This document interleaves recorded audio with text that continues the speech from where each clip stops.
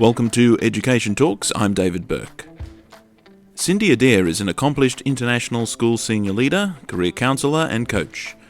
She is currently serving as the assistant principal for professional learning at Bangkok Patana School, a place she has proudly called home for many years. In this interview, we'll be discussing Cindy's journey to becoming a teacher, her role as assistant principal for professional learning, and what makes Bangkok Patana School unique. We'll also explore her thoughts on the future of education, exciting projects in the works, and she'll also share her advice for anyone considering a move to a school in Thailand. Well, Cindy, welcome to Education Talks. Thanks so much for having me here at your school. What a beautiful setting we're in here. Thanks for having me. Yeah, this is our amazing Thai Sala, which is the sort of heartbeat and centre of our school.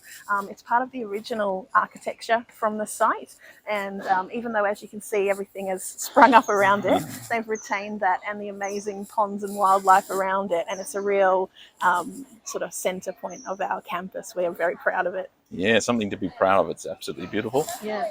Now, how long have you been here in Thailand, and where's home? So I've been in Thailand for 15 years now. I'm sort of part of the furniture, so to speak. Came out here in 2007. Home for me I'm classic expat. That's a tough question. I have an Australian passport and a Kiwi passport. My parents are Kiwis who were living in Australia when I was born. Okay. So I've got the best of both worlds. I've got both passports. I did primary school in Australia, secondary school in New Zealand, back to uni in Australia. So I've flicked back and forth through life. And then I married a Fijian, so a little bit of Pacific culture in there as well. Wow, so very international. Yes. You're quite a global citizen. Yeah, I like to think so. So when did you decide you wanted to become a teacher? To be honest, I didn't come from a teaching background. It was not really a decision I took actively. As a teenager, I loved all things to do with sports. I was a swimmer and a netballer predominantly, but I was involved in everything. And so quite early on, I began coaching in sports clubs as a kind of junior helper-outer. And I really loved being involved in coaching, and I was very drawn to that.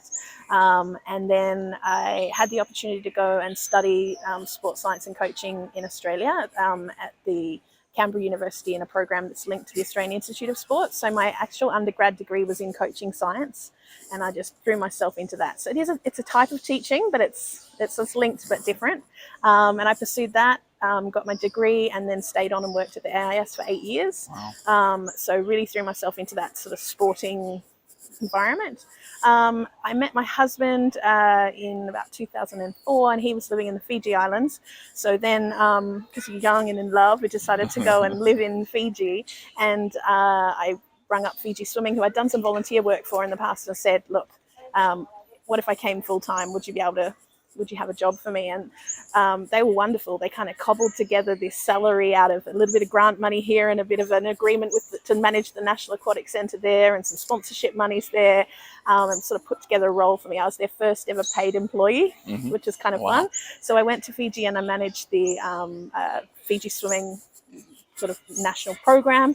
That included things like establishing talent ID pathways, coach education, national camps, national Grand Prix series, and all of those sorts of things that a volunteer committee had not necessarily been able to do before. So it was really, really fun. I had a free slate and did that. And then in around, I want to say 2006, Fiji had quite a serious political coup, and that affected my sense of safety as I moved around the country, and also it affected the funding sources for the things that sort of underpinned the job. And so at that time, my husband and I decided that we would leave Fiji, and I was getting those alerts on your phone from the embassies and things. It's never a good feeling. So I literally went online, applied for all sorts of things, jobs running swim schools back in Auckland and all sorts of things. And one of the jobs that was online at that time was the head of aquatics here at Bangkok Patana School. Wow. Keep in mind, I'd never been to Thailand before. My husband had not even been on a plane because he's properly from Fiji. Yeah. And we just took a punt. They took me to, they flew me to Sydney for an interview. The head before, our current head, lovely guy. We spent like 2 or 3 hours just chatting. And then they offered me the job, and we got on the plane and came to Thailand, sight unseen. So I got really lucky because this is a fabulous place. Landed in paradise. I really did. Yeah. I really did. So teaching was not an active step that I took. After being the head of aquatics, quite quickly I could see, there's a lot to be learned here. I can learn from these educators, and I started to incorporate a lot more educational theory into the way I coached, because obviously I wasn't doing elite sport anymore. I was doing educational athletics, which is quite different. Yes. So the goal is to turn out great people who hopefully keep swimming or running or playing basketball for the rest of their lives and go and join, a team at uni or whatever like that. So it's a slightly different outcome. Yes. And so I started to see, okay, I can have more of an impact. And then slowly over time, having been here, I did my PGCE. I did my master's in education just to gather that extra information, and then just worked my way up and moved into the head of sport role, and then now across to the professional learning role, which is always a role I had my eye on, thinking, gee, that's really cool, just being in charge of kind of nurturing the learning in the organisation. It's really exciting. It sounds like a really interesting role. Can you tell us a little bit about what is involved with sure. So my current role is called the assistant principal in charge of professional learning. It sits in the cross-campus section of the school, which means that we work across both the primary and secondary school. And my role really is to nurture a sense of learning and enthusiasm for professional learning among all of the staff. So that starts with their induction with us. So I get to plan a really fun, exciting induction program for all the new staff, both to help them professionally and personally to settle into a new country. And then after that, it's about sourcing great experts and speakers to come and work with us, hosting conferences, but also empowering our staff who have this amazing expertise to kind of step forward and to share that expertise with each other. And that's one of the really cool things here, is that we've got lots of these little workshops happening all the time where it's just great teachers sharing what they do and spreading the love of it, which I really enjoy. I've seen a little bit of it on social media, so Yeah. sort of putting that out there. Yeah, it's something, social media is something I really enjoy personally, and it's something that I think can be a really great vehicle for sharing what you're doing. You can use it to celebrate your staff. So we make sure that, if someone gets their master's degree, which is such an achievement, get their photo out there. If someone's presenting at a conference, share and celebrate that. It's also a really lovely way. Lots of our staff, collect footage themselves of amazing learning and teaching that's happening in their classrooms. We can retweet that. We can reshare it so people can see some of the great stuff that's happening here. And then, of course, we do a lot of hosting. So just building that wider community and getting people here to Patana so that we can learn together and make those connections. What would you say would be the things that make the school very unique? First of all, you've got the really easy to see stuff, like the beautiful facilities, this awesome campus. We're obviously very well resourced. We're blessed in that way. We have a super supportive board, and we're not for profit. So all of the fees that the students pay get poured back into the learning and the resources. And I think that that's really, really important. But I think some of the things that make Patana unique are things you can't see. And one of the things that's really cool is that they've got a culture that achievement is cool, and that's hard to foster in kids, right? Because that natural tall poppy thing is going to cut people down. But here, the cool kids are the ones who are smart, the ones who are in the sports teams and in the plays, and there's not this culture of dumb yourself down, don't shine. Achievement is cool and it's really supported. So that culture is exciting. I think also there's just this constant striving for excellence that everyone is really on board with and wants to do. But you walk into different classrooms, and I'm lucky in my role because I get to poke my nose into lots of different classrooms, and it doesn't matter whether it's down in our foundation stage or whether it's up in an IB classroom. You don't see poor lessons. You see really well-crafted lessons and people that have put a lot of time and effort into the teaching and learning and the approach they take. And it shows. It shows in the results. It shows in the engagement of the kids. And I think that's like that special magic. Wow. Yeah. Something to be proud of. Yeah, I'm really proud of this school. I think it's a great place. Now, you're also a podcaster. I am. Would you like to share a So bit about that? so this year one of the projects that we've taken on is to create an internal podcast here with the school. And the idea was that we are a really big community. So there are 2,300 odd students here, and we have about 500 staff. And so one of the challenges in that kind of community is to really get to know each other. And so the purpose of the podcast really was just to create a little bit of a chance to get to know people at a deeper level that maybe you wouldn't touch on when you kind of wander past each other in the staff room, or if you don't work in the same departments. I often joke with people, I'll pass them in the corridor, it's like, oh, I haven't seen you for ages. I'm like, yeah, we both got swallowed whole by Patna. And it's true, you know, like you come into your daily life and you've got your zone of the campus. I mean, it's a full kilometre from our sports hall to our sports complex. So there are people that you don't always meet. So the purpose of the podcast was to kind of get together with key personalities in the school, have a really informal chat. It's all focused on their journey as a teacher. So we ask about how they got into the profession, what's their worst day look like, what's their best day look like, what drives them, what's the biggest mistake they've ever made, that kind of thing. And we're hoping that by listening to these stories, we'll bring that greater sense of connection. And people get to meet some of the cool teachers that we have. So, Cindy, are you working on anything at the moment that you're particularly excited about? So one of the projects we're working on at the moment, and it's not just me, it's our whole kind of leadership team, is we're trying to reimagine what our performance management could look like. Because for too long, I think performance management and professional learning have been coupled together. And you can see why. It's kind of, there's some sense there. But actually, sometimes that means that there's a lack of trust. And people don't feel safe to take those risks and become truly amazing teachers they could, because they're kind of scared of being assessed. And, same way as standardized testing doesn't necessarily work for every child. It's not going to work for every teacher. So we're doing some really great work at the moment about how to uncouple those, how to keep the rigor and accountability in what we do, because we pride ourselves on being a fantastic school, but also create safe spaces where staff can really embrace learning, risk-taking, and really take their teaching to the next level. So we're redesigning the way that we look at that cycle. We're looking at renaming it professional growth rather than anything to do with performance management. And we're just redesigning and reimagining what that could look like. And it's been a really interesting process. And there's some great research coming out about, just keeping it simple.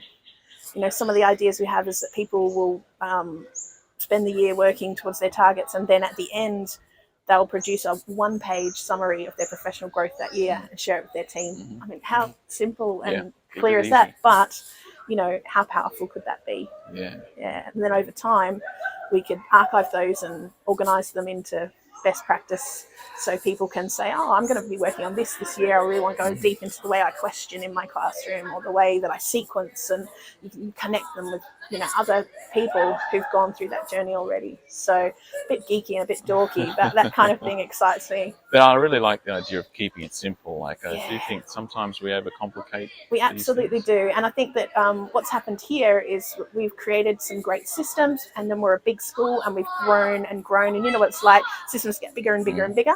So the opportunity to sometimes just take stock and go, let's come back, is so important for a big school like ours. Because if you add, and you never just consolidate and say what's really important, then you can kind of end up getting a bit carried away. I mean, a mentor of mine often says, what should I stop doing to make your job better? And I think that's a really powerful question.